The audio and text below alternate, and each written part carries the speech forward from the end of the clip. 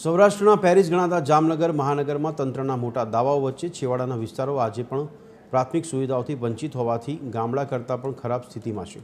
અહીં દાયકાઓથી પીવાના પાણીની ગંભીર સમસ્યા હોવા છતાં સ્થાનિક તંત્ર આંખ આડા કાન કરી રહ્યું છે, જેના કારણે મહિલાઓને આજે પણ હાથમાં બેડા લઈને પાણી માટે વલખા મારવા પડી રહ્યા છે।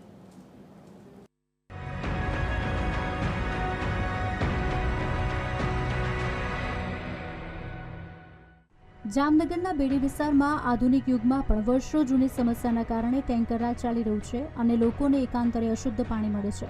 તંત્રની નિષ્ક્રિયતાના લીધે સ્થાનિક મહિલાઓ અને નાગરિકો પાણી જેવી પ્રાથમિક સુવિધાઓ માટે હાલાકી ભોગવી રહ્યા છે। શહેરના જોડિયા ભૂંગા વિસ્તારમાં આસપાસ દરિયો હોવાથી બોરમાં ખારું પાણી આવે છે અને મનપા પાઇપલાઇન ન પહોંચાડી શકતા લોકો ટેન્કરના ભરોસે છે। ટેન્કર અનિયમિત હોવાથી તંત્રને વારંવાર લેખિત અને મૌખિક રજૂઆતો કરવા છતાં માત્ર આશ્વાસન મળ્યું છે, જેથી મહિલાઓને વેચાતું પાણી લેવા માટે મજબૂર બનવું પડે છે। અહીંયા છેલ્લા 2 મહિનાથી પાણી નથી મળતું। અવારનવાર લોકો મને ફોન કરે, લેડીઝો ફોન કરે, અનુભાઈ પાણી અમને મળતું રહે। ખરેખર તો દરરોજ પાણી આપે છે, દરરોજ તો આપતા ને દરરોજ લખાય છે દરરોજ, ખાલી 10 મિનિટ જ પાણી આવે છે, ખાલી હવા આવે એ કે 20 મિનિટ 20 મિનિટ ક્યાં દુનિયામાં ક્યાં પાણી નથી। શું તમે તેલ વેચો છો કે ડીઝલ વેચો છો કે કેરોસીન વેચો છો કે શું કરો છો તમે? આ પબ્લિક પાણી વગર વલખા મારે છે। વોર્ડ નંબર 1માં કોંગ્રેસના ગઢમાં ભાજપના કોર્પોરેટર અને શાસક પક્ષના નેતા જીત્યા હોવા છતાં અહીં માત્ર 10 મિનિટ એ પણ અશુદ્ધ પાણી મળતું હોવાથી લોકો પરેશાન છે। આથી છેવાડાના માનવી સુધી સુવિધાઓ પહોંચાડવાના સરકારના દાવાઓ વચ્ચે રજૂઆતો ન સાંભળતા અધિકારી અને જનપ્રતિનિધિ સામે સ્થાનિક મહિલાઓમાં ભારે રોષ છે।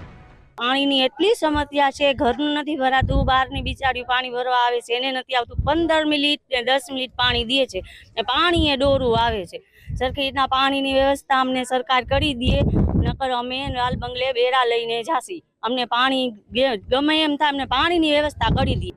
એક તો પાણીના નિયમિત સમય બાબત ફરિયાદ હતી, એનું વેરીફાઈ કરતા એ નર્મદાનું પાણી હાલમાં બંધ હતું એટલે પ્રશ્ન ઉપસ્થિત થયેલો હતો।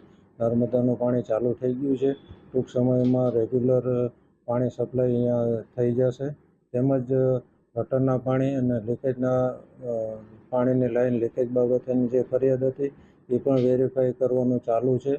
ઘણા પ્રશ્નો લીકેજના સોલ્વ કરવામાં આવેલ છે। ગટરના પાણીનો પણ વૈશાલીનગર વિસ્તાર હતો, એમાં એ સોર્ટ આઉટ થઈ ગયું છે। વોર્ડ નંબર 1માં પાણીની સમસ્યા અંગે ભાજપના જ આગેવાને વહેલી તકે ઉકેલ ન આવે તો બેડા સરઘસ કાઢવાની ચીમકી ઉચ્ચારી છે, જ્યારે મનપાના વોટર વર્કર્સ અધિકારીએ નર્મદાનું શુદ્ધ પાણી સમયસર પહોંચાડવાની ખાતરી આપી છે। હવે જોવાનું એ રહેશે કે તંત્ર આ ખાતરી પૂરી કરે છે કે પછી લોકોએ ન છૂટકે આંદોલનનો માર્ગ અપનાવવો પડશે। જામનગર શહેરના વોર્ડ નંબર 1માં આવેલ બેડી વિસ્તાર, આ વિસ્તારમાં છેલ્લા લાંબા સમયથી જે પાણીની સમસ્યા છે તે યથાવત રહી છે। અશુદ્ધ અને અપૂરતું પાણી છે તે મળવાની જે રીતે ફરિયાદો છે, અનેક વખત જે સ્થાનિક લોકો દ્વારા તંત્રને લેખિત અને મૌખિક જાણ છે તે કરવામાં આવી છે, છતાં પણ હજુ સુધી તંત્ર દ્વારા ત્યાં જે પાણીની જે કહી શકાય કે શુદ્ધ અને પૂરતું અને સમયસર પાણી છે તે પહોંચાડવામાં નિષ્ફળ રહ્યું છે। કેટલાક વિસ્તારો બેડીના તો એવા પણ છે કે જ્યાં હજુ પણ ટેન્કર રાજ ચાલે છે, એટલે કે પાણીની પાઇપલાઇન છે તે ત્યાં સુધી પહોંચી નથી। તેને લઈને ક્યાંક ને ક્યાંક લોકો અને મહિલાઓ છે સ્થાનિક તેઓમાં ક્યાંક ને ક્યાંક રોષ છે તે જોવા મળી રહ્યા છે।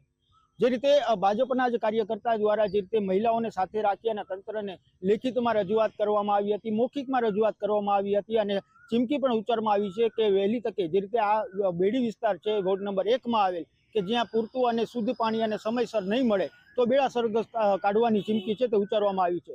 બીજી તરફ જ્યારે તંત્ર મહાનગરપાલિકાનું તંત્ર છે તેઓ દ્વારા જે રીતે દાવો કરવામાં આવી રહ્યો છે કે અત્યાર સુધીમાં જે રીતે નર્મદાનું પાણી છે તે પહોંચતું નહોતું, પરંતુ હવે નર્મદાનું પાણી છે તે મળી રહે છે અને તેને લઈને સમયસર અને જે પૂરતું અને શુદ્ધ પાણી છે તે લોકોને મળી રહેશે તેવો દાવો છે તે કરવામાં આવ્યો છે।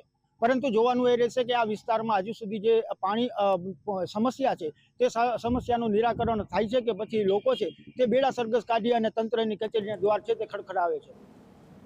સહયોગી રોહિત નારવાણી સાથે સલમાન ખાન, TV 13 જામનગર।